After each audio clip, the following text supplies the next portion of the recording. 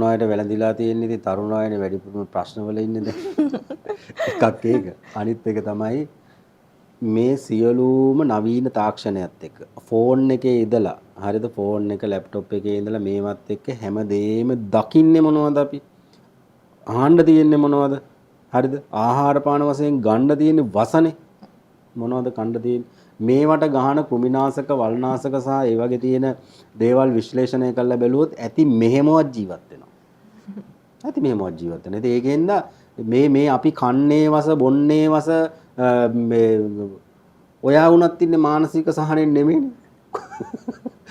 කොච්චර මානසික පීඩනයකද හැමෝම ඉන්නේ. ඉතින් මානසික පීඩනය හැමෝටම වැඩි වෙන්න මොකද වෙන්නේ මං කිව්වා ආද වෙන්නේ මොකක්ද එක්කද?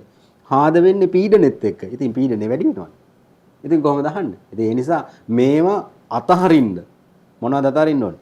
ප්‍රශ්න ගැටලු මිනිස්සුන්ට තියෙනවා. ඒවා කවදාකවත් නිමා වෙන්නේ නැහැ.